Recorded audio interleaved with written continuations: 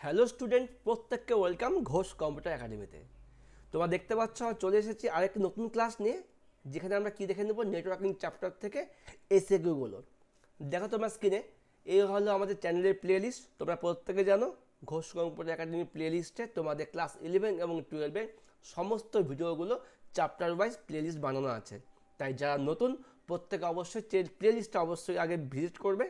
তাই তোমাদের আশা করি সমস্ত প্রশ্নের উত্তর তোমার প্লেলিস্ট থেকে পেয়ে যাবে। আর যেখানে বুঝতে পারবে না অবশ্যই কমেন্ট করে জানাবে, আমি প্রত্যেকে কমেন্টে অ্যান্সার দেওয়ার চেষ্টা করি এবং যা যা ভিডিও অর্ডার প্রয়োজন আমি সবগুলো দিয়ে দেবো। তো শুরু করছি আজকের ক্লাসটি। দেখো এই হলো আমাদের কমা টেস্ট পেপার সলভ এইচএস 2024 আর এইচএস কম্পিউটার অ্যাপ্লিকেশন সাজেশন 2024। তোমরা দুটো প্লেলিস্ট থেকে কিন্তু এইচএস 2024-এর সাজেশনটা পেয়ে যাবে, আর টেস্ট পেপার সলভের কিন্তু সব এখানে দেওয়া আছে।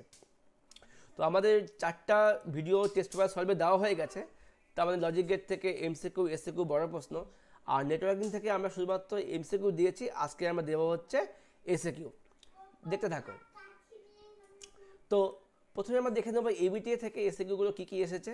বেশিরভাগ ক্ষেত্রে এসিকিউ কমন আছে, আর নেটওয়ার্কিং ক্ষেত্রে যা দেখলাম যে এসিকিউ কমন খুব একটা আসেনি, কারণ নেটওয়ার্কিং চ্যাপ্টারটা অনেক বড়, যেখানে কিন্তু আমরা এইচটিএমএল দেখব, নেটওয়ার্ক দেখব, ইন্টারনেট দেখব। তো সেখান থেকে অনেক স্কুল অনেক ধরনের প্রশ্ন দিয়েছে। যাই হোক, আমরা যদি এগুলো সলভ করে রাখি আশা করি তোমরা 2024 এখান থেকে 100% কমন পেয়েই যাবে। এর বাইরে আর কোনো প্রশ্ন দেওয়ার জায়গা হয়তো নেই। ঠিক আছে, দেখে না প্রথম প্রশ্নটা কী এসেছিল এখানে। চ্যানেল ক্যাপাসিটি কাকে বলে? ঠিক আছে, কি আছে এখানে? কমিউনিকেশান চ্যানেলের মধ্যে দিয়ে সর্বোচ্চ যে হারে ডেটা ট্রান্সমিট করা হয় তাকে ওই ট্রান্সমিশন মিডিয়া বা মাধ্যমে চ্যানেল ক্যাপাসিটি বলা হয়। ইহাকে কোন একক দিয়ে মাপা হয়? অবশ্যই বিপিএস দিয়ে মাপা হয়। ঠিক আছে। দ্বিতীয় প্রশ্ন, ফাইবার অপটিক কেবলের একটি সুবিধা আর অসুবিধা লেখো। কি সুবিধা? ফাইবার অপটিক কেবল এ যেহেতু আলোক সংকেত পাঠানো হয়, তাই কোনোরূপ তড়িৎ চুম্বকীয় ক্ষেত্র দ্বারা এই কেবল প্রভাবিত হয় না। ঠিক আছে। আর অসুবিধা কী হবে? এই কেবলের দাম যথেষ্ট বেশি, আর একটু বাঁকালে পরে ভেঙে যায়। 3 নম্বর প্রশ্ন, বাস টপোলজির দুটি অসুবিধা লেখো। অসুবিধা চেয়েছে। এই টপোলজি সহজ সরল হলেও এর ত্রুটি নির্ধারণ করা খুবই কঠিন। এই ক্ষেত্রে প্রতিটি নোটকে আলাদাভাবে পরিমাপ করতে হয়। আর 2 নম্বর, এই টপোলজির প্রধান অসুবিধা হলো ব্যাকবোন কেবল বা ট্রাঙ্কটি যদি খারাপ হয়ে যায় তাহলে কি পুরো নেটওয়ার্ক ব্যবস্থা ভেঙে যাবে। ঠিক আছে। এবার দেখে নিই 4 নম্বর প্রশ্ন, রিপিটারের কাজ উল্লেখ করো। রিপিটারের কাজটা কি? নেটওয়ার্কের তারের মধ্যে দিয়ে ডেটা পাঠানোর সময় তথ্যগুলি নির্দিষ্ট দূরত্ব যাওয়ার পর স্লো হয়ে পড়ে। রিপিটার তখন সেই তথ্যকে সংগ্রহ করে এবং তাকে পুনরায় সতেজ করে দিয়ে আবার নেটওয়ার্কে ফিরিয়ে দেয়। 5 নম্বর প্রশ্ন, দুটি ওয়েব ব্রাউজারের নাম লেখো। কী কী নাম আছে? ইন্টারনেট এক্সপ্লোরার আর কি গুগল ক্রোম। এছাড়া আরও কিন্তু আছে, ফায়ারফক্স আছে। আচ্ছা, টিসিপি অবলিক আইপি কি? দেখো, ইন্টারনেট সিস্টেমের মূল ভিত্তি হলো টিসিপি অবলিক আইপি প্রোটোকল। নেটওয়ার্কের সমস্ত ক্ষেত্রেই এই প্রোটোকল মেনে চলতে হয়। আইপি অ্যাড্রেস এবং ইউআরএল এর মধ্যে পার্থক্য লেখো। আচ্ছা, আইপি অ্যাড্রেস এবং ইউআরএল পার্থক্য লেখো। টিসিপি অবলিক আইপি প্রোটোকলের মাধ্যমে তথ্য আদান প্রদানের জন্য একই নেটওয়ার্কে প্রত্যেকটি কম্পিউটারের যে আলাদা আলাদা ঠিকানা থাকে তাকে বলা হয় আইপি অ্যাড্রেস। ঠিক আছে। আর অন্যদিকে ওয়েবসাইটের একটি নির্দিষ্ট ঠিকানাকে বলা হয় ইউআরএল। আরেকটা জিনিস দিতে পারো, আইপি অ্যাড্রেসের কথা ফুল ফর্ম হচ্ছে ইন্টারনেট প্রোটোকল অ্যাড্রেস, আর ইউআরএল ফুল ফর্ম হচ্ছে কি ইউনিফর্ম রিসোর্স লোকেটর। ওকে। দেখি পরের প্রশ্ন, ডাব্লিউডাব্লিউডাব্লিউ কাকে বলে? দেখো, ইন্টারনেটে ব্যবহৃত সমস্ত প্রোটোকল এবং এইচটিটিপি এর মিলিত রূপ হচ্ছে কি ডাব্লিউডাব্লিউডাব্লিউ বা ওয়ার্ল্ড ওয়াইড ওয়েব। ঠিক আছে। 9 নম্বর প্রশ্ন, এইচটিএমএল এ এইচআর ট্যাগ ও পি ট্যাগ এর একটি করে কাজ লেখো। তাহলে কী হবে? এইচআর ট্যাগের কাজ হলো, এইচআর কথার অর্থ হরাইজন্টাল রুল, ইহার সাহায্যে পেজের মধ্যে অনুভূমিক লাইন আঁকা যায়। ওকে। আর পি ট্যাগের কাজ কি? পি কথার অর্থ প্যারাগ্রাফ, এই ট্যাগের সাহায্যে ডকুমেন্টের মধ্যে প্যারাগ্রাফ তৈরি করা যায়। দেখি 10 নম্বর প্রশ্ন, এইচটিএমএল এবং এইচটিটিপি এর মধ্যে পার্থক্য লেখো। অবশ্যই ফুল ফর্ম দিয়ে একটা পার্থক্য হয়ে যাবে।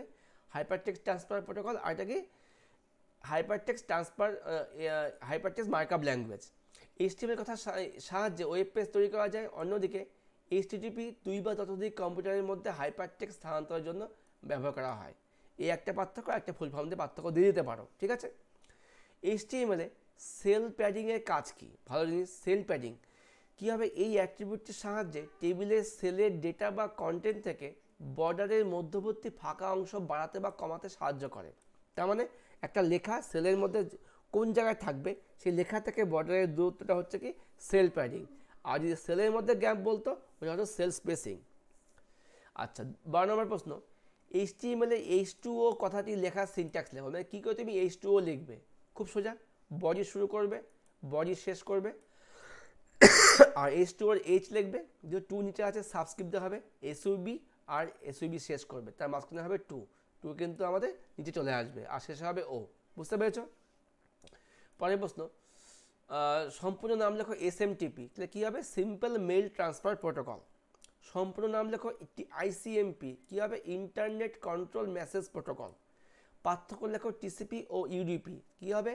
TCP প্রোটোকল অর্থ হচ্ছে ট্রান্সমিশন কন্ট্রোল প্রোটোকল, এটি একটি কমিউনিকেশন প্রোটোকল যা অত্যন্ত বিশ্বস্ততার সাথে ডেটা ট্রান্সফার করে, ঠিক আছে?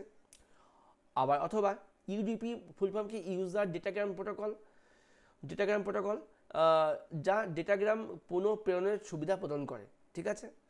আচ্ছা, ক্লাস সি আইপি অ্যাড্রেসের গঠনটি লেখো। এই গঠনটা কী হবে? যে ক্লাস সিতে আমাদের নেটওয়ার্ক আইডি হয় 2^21 - 2 আর হোস্ট আইডি কী হয় 2^8 - 2। এটা হচ্ছে গঠন, ভালো করে দেখে নাও। এবার দেখি পরের প্রশ্ন, 17 নম্বর প্রশ্ন, আইএসপি কি? খুব ভালো প্রশ্ন। যে সকল সংস্থা ইন্টারনেট পরিষেবা প্রদান করে তাদেরকে আইএসপি বলা হয় বা ইন্টারনেট সার্ভিস প্রোভাইডার বলা হয়। উদাহরণ কী হবে? BSNL, এয়ারটেল, জিও ইত্যাদি। ফায়ারওয়াল কি? এক সেট নিয়ম নীতি বা রুলস যার মাধ্যমে কম্পিউটারে ইনকামিং এবং আউটগোয়িং ডেটার প্রবাহ নিয়ন্ত্রণ ও প্রয়োজনে তা ফিল্টার করে ছেঁকে নেওয়া হয়, তাকে বলা হয় ফায়ারওয়াল।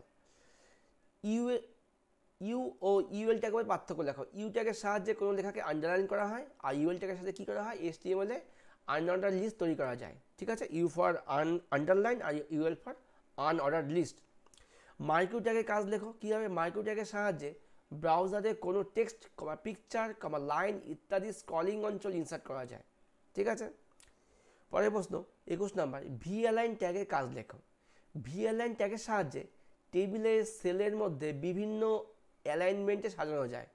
ভার্টিক্যালি অ্যালাইনমেন্টে তুমি কী করে সাজাবে টেবিলের সেলের ডেটাগুলোকে, ওইটাকে আমরা VAlign দিয়ে করতে পারি। URL এর পুরো নাম কি? Uniform resource locator. দুটি আইএসপি উদাহরণ দাও। BSNL, এয়ারটেল, জিও, VI ইত্যাদি। সার্চ ইঞ্জিন কি? ভালো জিনিস। ইন্টারনেটে কোনো তথ্য চটজলদি খুঁজে পেতে কয়েকটি ওয়েবসাইট ব্যবহার করা হয় যাদের বলা হয় সার্চ ইঞ্জিন।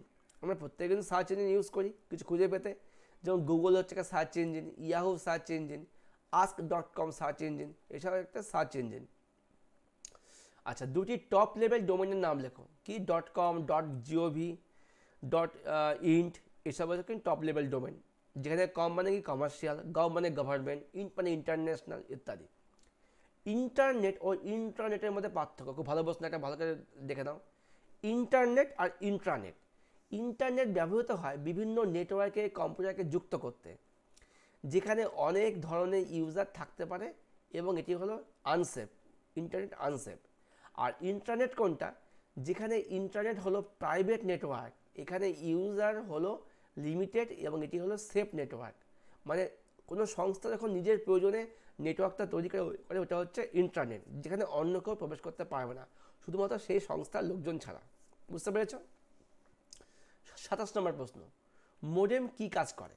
অবশ্যই অ্যানালগ সিগন্যালকে ডিজিটাল সিগন্যালে এবং ডিজিটাল সিগন্যালকে অ্যানালগ সিগন্যালে রূপান্তর করাকে বলা হয় মডেমের কাজ, ঠিক আছে? আচ্ছা, এই কাজটাকে কিন্তু আবার মডুলেশনও বলা হয় আর ডিমডুলেশনও বলা হয়। এই প্রশ্নটা পরে একবার আছে। বাস টোপোলজি চিত্র আঁকো, মাঝখানে ব্যাকবোন কেবল, এদিকে কম্পিউটার, কম্পিউটার 2, কম্পিউটার 3, কম্পিউটার 4 এইভাবে যুক্ত হয়ে থাকবে। আচ্ছা, 29 নম্বর প্রশ্ন, হাফ ডুপ্লেক্স ও ফুল ডুপ্লেক্সের মধ্যে পার্থক্য লেখো। কী পার্থক্য আছে? হাফ ডুপ্লেক্স মোডে যে কোনো কম্পিউটারই যে কোনো দিক থেকে ডেটা পাঠাতে পারে, ঠিক আছে? আর ফুল ডুপ্লেক্সে কী হবে? এই মোডে একই সময়ে উভয় দিকে ডেটা প্রবাহিত হতে পারে।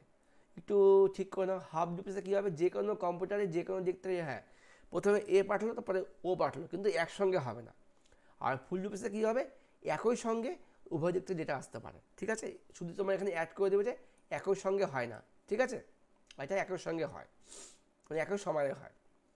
30 নম্বর প্রশ্ন, HTML একটি ওয়েব পেজে ব্যাকগ্রাউন্ড কালার দেবে কীভাবে? কীভাবে ব্যাকগ্রাউন্ড কালার দেবো? অবশ্যই বিজি কালার অ্যাট্রিবিউট ইউজ করতে হবে। বিজি কালার অ্যাট্রিবিউটের সাহায্যে HTML একটি ওয়েব পেজে ব্যাকগ্রাউন্ডে কালার দেওয়া যায়। ওকে, আইএমজি ট্যাগের কাজ কি? আইএমজি মানে হলো ইমেজ। এই ট্যাগটির সাহায্যে HTML এ ছবি ইনসার্ট করা যায়। ভালো করে বুঝে নাও। পরের প্রশ্ন 32 নম্বর, অ্যানালগ সিগন্যালের একটি সুবিধা ও অসুবিধা লেখো। কি সুবিধা অসুবিধা? সুবিধা হচ্ছে অডিও ও ভিডিও ডেটা পাঠানোর জন্য অ্যানালগ সিগন্যাল খুবই উপযোগী। অডিও স্প্লিটটা একটু ঠিক করে নিও, AUDIO হবে, ঠিক আছে। আর অসুবিধা কি আছে? বাইরের বা অন্যান্য সিগন্যালের শব্দ এই সিগন্যালকে কি বিশেষ প্রভাবিত করে, ঠিক আছে, বুঝতে পারলে? 33 নম্বর প্রশ্ন, ব্যান্ডউইথ কাকে বলে? ব্যান্ডউইথ কোনো তথ্য প্রেরণের সর্বোচ্চ ও সর্বনিম্ন কম্পাঙ্কের মধ্যবর্তী যে দূরত্ব তাকে বলা হয় ব্যান্ডউইথ। 34 নম্বর কোশ্চেন, 4টি আনগাইডেড মিডিয়া বা অনিয়ন্ত্রিত মাধ্যমে উদাহরণ দাও। কী হবে? Infrared wave, radio wave, microwave ও স্যাটেলাইট ওয়েভ। এগুলো হচ্ছে কি আনগাইডেড মিডিয়ার উদাহরণ। ডিএনএস এর কাজ কি? ডিএনএস এর পুরো নাম ডোমেইন নেম সিস্টেম, যেটি একটি শক্তিশালী প্রযুক্তি যা ডোমেইন নেমকে আইপি অ্যাড্রেসে রূপান্তর করে। এটা হচ্ছে কি ডিএনএস। পরের প্রশ্ন দেখে নিই, আপলোড কাকে বলে? ভালো জিনিস, আমরা তো ডাউনলোড করি, আপলোডও করি। আপলোড কাকে বলে? নিজে কম্পিউটারে কোনো ফাইলকে বা ডেটাকে ইন্টারনেটের ফাইল বা ওয়েব সার্ভারে প্রেরণ করতে বলা হয় আপলোড, ঠিক আছে। আর যখন আমরা ইন্টারনেট থেকে কোনো ফাইলকে নিজের কম্পিউটারে নিয়ে আসি তাকে বলা হয় কি ডাউনলোড। দুটি অ্যান্টিভাইরাসের নাম লেখো, খুব ভালো জিনিস, কুইকহিল আর নর্টন। আরও আছে, ক্যাসপাসকাই আছে, K7 আছে, অ্যাভাস্ট আছে, ইত্যাদি আছে, স্ক্যান আছে, এখন স্ক্যান খুব পপুলার। আচ্ছা 38 নম্বর কোশ্চেন, ভিলিঙ্ক অ্যাট্রিবিউটের কাজ ব্যবহার লেখো। ভিলিঙ্কের অর্থ হচ্ছে ভিজিটেড লিঙ্ক। এটি এমন একটি রং বা লিঙ্কটির মধ্যে সেট করে দেয় যা আমাদের ঘুরিয়ে দেখাবে যে আমরা কোন লিঙ্কটিকে আরেকবার ক্লিক করেছিলাম। মানে এটা একটা লিঙ্কের কালার সেট করে দিবে, মনে তুমি একটা লিঙ্কে ক্লিক করেছো, ঠিক আছে, তখন একটা কালার কিন্তু চেঞ্জ হয়ে যায়, যাতে তুমি সহজেই বুঝতে পারো যে আমি কিন্তু এই লিঙ্কটা একবার ভিজিট করেছি। তার মানে vlink for visited link. 39 number question, HTML এ কোনো শব্দকে বাঁকা হরফে লেখার জন্য কোন ট্যাগ ইউজ করা হয়? বাঁকা করে লিখবো, তাহলে কী হবে? I tag, I for italic. 40 number question, একটি HTML ডকুমেন্টের আইএনজি এর যে কোনো দুটি অ্যাট্রিবিউটের নাম লেখো। SRC আর উইথ। আইএনজিতে কী কী অ্যাট্রিবিউট আমরা ইউজ করতে পারি? SRC দিতে পারি, হাইট দিতে পারি, উইথ দিতে পারি, তবে SRC কিন্তু মাস্ট অ্যাট্রিবিউট, ঠিক আছে। SRC লাগবে, কারণ কেন লাগবে SRC? কারণ এর মধ্যে কিন্তু আমি ছবিটার নাম ও লোকেশন দিতে পারি। 41 নম্বর কোশ্চেন, HTML এর যে কোনো একটি টেক্সট বা ফন্ট কালার রেড করার সিনট্যাক্স কী হবে? আমি টেক্সটের ফন্ট কালার কী করে চেঞ্জ করবো? অবশ্যই ট্যাগটি হচ্ছে ফন্ট ট্যাগ দিয়ে করতে হবে। তাহলে এই ফন্ট ট্যাগের সিনট্যাক্স কী হবে? সিনট্যাক্স হবে এটা, ট্যাগের মধ্যে ফন্ট, স্পেস দিয়ে হবে ফেস দিয়ে তুমি কী কালার দেবে? রেডটা দেবে ডাবল কোটেশনের মধ্যে, ট্যাগটা ক্লোজ করলে কী টেক্সট দেবে? টেক্সটের নাম লিখবে, এদিকে ফন্টটাকে ক্লোজ করে দেবে, ঠিক আছে। এই হলো আমাদের ফন্ট ট্যাগের সিনট্যাক্স আর ফন্ট ট্যাগ। আচ্ছা 42 নম্বর কোশ্চেন দেখে নিই আমরা, HTML এ কোনো টেক্সটকে কীভাবে স্ক্রল করবে? HTML এর মার্কিউ ট্যাগের সাহায্যে কোনো টেক্সটকে আমরা স্ক্রল করতে পারি, ঠিক আছে। এই ট্যাগের কাজ কি? এই ট্যাগের সাহায্যে HTML এ হাইপারলিঙ্ক করা হয়। এই কথার অর্থ অ্যাঙ্কর। এই অ্যাঙ্কর ট্যাগের সাহায্যে আমরা হাইপারলিঙ্ক করতে পারি। HTML এর দুটি এমটি ট্যাগের নাম লেখো, তার সম্পূর্ণ নাম কি? এমটি ট্যাগ হচ্ছে IMG HR, কিন্তু ট্যাগ কিন্তু এমটি তিনটাই আছে, HR, IMG আর BR। তো IMG ট্যাগের কাজ কি? আর ফুল ফর্ম হচ্ছে ইমেজ, আর HR ট্যাগের ফুল ফর্ম কি? হরাইজন্টাল রুল, ঠিক আছে। WWW ফুল ফর্ম কি? আমরা আগেও পড়েছি, ওয়ার্ল্ড ওয়াইড ওয়েব। IGMP এর পূর্ণরূপ লেখো, কী হবে? Internet group message protocol. এটা কিন্তু ম্যানেজমেন্ট হবে না, ইন্টারনেট গ্রুপ মেসেজ প্রোটোকল হবে, ঠিক আছে, এটা একটু ঠিক করে নিও, হ্যাঁ। আচ্ছা 47 নম্বর কোশ্চেন, দুটি সোশ্যাল নেটওয়ার্কিং সাইটের নাম লেখো। সবাই যদি আমরা ফেসবুক, একটা কী হবে? ইনস্টাগ্রাম দিতে পারো, টুইটার আছে, সব হচ্ছে কি সোশ্যাল নেটওয়ার্কিং সাইটের উদাহরণ। দেখছি পরের প্রশ্ন 49 নাম্বার, CSMA CD এর সম্পূর্ণ নাম লেখো। কী নামটা হবে? Career sense multiple access with collision detection, এটা কিন্তু আমাদের CSMA/CD এর সম্পূর্ণ নাম। ডায়াল আপ ও লিস্ট লাইন সংযোগের মধ্যে পার্থক্য লেখো, ভালো প্রশ্ন একটা। ডায়াল আপ কোনটা? সাধারণ বাড়ির টেলিফোন লাইন থেকে যে ডায়াল আপ কানেকশান স্থাপন করা হয় সেটা হচ্ছে ডায়াল আপ কানেকশান, মানে ডায়াল আপ করা হয় সাধারণ বাড়ির টেলিফোন লাইনের সাহায্যে। আর লিস্ট লাইন কোনটা? আইএসপি থেকে ভাড়া করা টেলিফোন লাইনের মাধ্যমে যে লাইন নেওয়া হয় এটা হচ্ছে লিস্ট লাইন কানেকশন। ডায়াল আপটা হচ্ছে নর্মালি কানেকশন, আর আইএসপি আর যেটা ভাড়ার মাধ্যমে নিই এটা হচ্ছে লিস্ট লাইন কানেকশন। 51 নম্বর কোশ্চেন, ম্যানের একটি করে বৈশিষ্ট্য সুবিধা অসুবিধা লেখো, ভালো প্রশ্ন। এই নেটওয়ার্কের বিস্তৃতি 1 কিমি থেকে 120 কিলোমিটার পর্যন্ত হয়। ম্যান সব ধরনের তথ্য প্রেরণে সক্ষম হয়। আর অসুবিধা কী আছে? তথ্য সম্প্রচার করতে অনেক বেশি সময় লাগে, ঠিক আছে। ওয়ানের একটি করে বৈশিষ্ট্য সুবিধা অসুবিধা লেখো। ওয়ানের বৈশিষ্ট্য কি? ওয়ানের তথ্য প্রেরণের হার সাধারণত 56 kbps থেকে 1.544 mbps এর মধ্যে হয়। আর সুবিধা কি আছে? ইমেলের মাধ্যমে তথ্য আদান প্রদান করা হয় ফলে চিঠি লেখার সময় ও খরচ উভয়ই বাঁচে। আর অসুবিধা কি আছে? ওয়ানের তথ্য প্রেরণের গতি অনেক কম। ওকে, ইথারনেট ও টোকেনিংয়ের মধ্যে পার্থক্য লেখো। ল্যান্ড নেটওয়ার্কের সবচেয়ে জনপ্রিয় প্রোটোকলটি হলো ইথারনেট এবং টোকেনিং হলো এক প্রকার লজিক্যাল রিং, যেটি রিং টপোলজিতে ব্যবহৃত হয়। 54 নম্বর কোশ্চেন, কন্টেনার ট্যাগ কাকে বলে? আচ্ছা, HTML ডকুমেন্টের যে ট্যাগগুলি শুরু এবং শেষ আছে তাকে বলা হয় কন্টেনার ট্যাগ, যেমন A শুরু A শেষ, B শুরু B শেষ ইত্যাদি। এমটি ট্যাগ কাকে বলে? HTML ডকুমেন্টের যে ট্যাগগুলি শুরু আছে তবে শেষ নেই তাকে বলবো কি আমরা এমটি ট্যাগ, যেমন কি BR, HR, IMG ইত্যাদি। ফন্ট ট্যাগের সঙ্গে ব্যবহৃত দুটি অ্যাট্রিবিউটের নাম লেখো, কী হবে?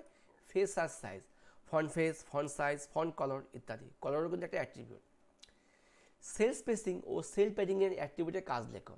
সেল প্যাডিং এই অ্যাট্রিবিউটটি টেবিলের সেলের ডেটা বা কন্টেক্সট থেকে বর্ডারের মধ্যবর্তী ফাঁকা অংশকে বাড়াতে কমাতে সাহায্য করে। আর সেল স্পেসিং 2 বা ততোধিক সেলের মধ্যে দূরত্ব কমাতে বা বাড়াতে এই অ্যাট্রিবিউটটি সাহায্য করে। 58 নম্বর কোশ্চেন, স্টার টপোলজি এর একটি অসুবিধা লেখো। স্টার টপোলজি সম্পূর্ণরূপে কেন্দ্রীয় কম্পিউটার বা হাবের উপর নির্ভরশীল। হাবটি খারাপ হয়ে গেলে সমগ্র নেটওয়ার্ক ব্যবস্থাটি বিকল হয়ে পড়ে, ঠিক আছে। আপলিঙ্ক কাকে বলে? আপলিঙ্ক কিন্তু আমরা স্যাটেলাইটে দেখতে পাই। পৃথিবী পৃষ্ঠের ভূমি স্টেশন থেকে ট্রান্সমিটারের সাহায্যে তথ্য যখন আমরা আকাশে পাঠাচ্ছি বা উপগ্রহে পাঠাচ্ছি ওটা হচ্ছে আপলিঙ্ক, ঠিক আছে। আর যখন উপগ্রহ থেকে ট্রান্সপন্ডারের মাধ্যমে পৃথিবীতে আসছে ওটা কি ডাউনলিঙ্ক।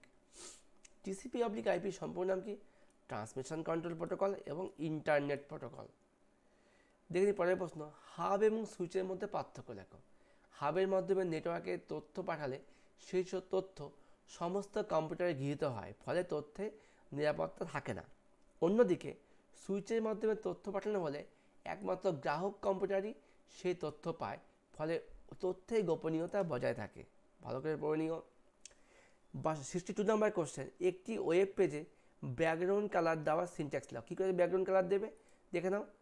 HTML শুরু করলে HTML শেষ করলে, আর বডির মধ্যে কী দেবে? Body BG colour double equal to দিয়ে ডাবল কোটের মধ্যে হলো, এই কিন্তু আমাদের পরে বডি শেষ করে দাও। এই আমাদের কিন্তু ব্যাকগ্রাউন্ড কালার দেওয়ার সিনট্যাক্স, ঠিক আছে। অনেকগুলো প্রশ্ন স্টুডেন্ট হচ্ছে, ভিডিওটা লম্বা হয়ে যাচ্ছে। তো স্টুডেন্ট আজকের ক্লাসটা এইটুকুই থাক। আজকে শুধু আমরা WABTA থেকে আলোচনা করলাম, নাহলে ভিডিও অনেক লম্বা হয়ে যাবে। তোমরা এটুকু সলভ করে দাও, খুব তাড়াতাড়ি নিয়ে আসছি বাকি দুটো টেস্ট পেপার থেকে, WBTA, WBH এবং বিবিগুঞ্জ থেকে নেটওয়ার্কিং এসএকিউ। তো আজকের ক্লাসটা একমাত্র আমরা খালি ABTA থেকে কিন্তু শেষ করছি। দেখা হচ্ছে পরবর্তী ক্লাসে। ভিডিও কেমন লাগবে অবশ্যই জানিও, আর কমেন্ট প্রত্যেকে অবশ্যই করো, আমারও ভালো লাগে। আর আমি প্রত্যেকের কমেন্টের রিপ্লাই দিয়ে থাকি। আর নতুন নতুন বন্ধুদেরকে শেয়ার করে দাও। বেস্ট অফ লাক, মন দিয়ে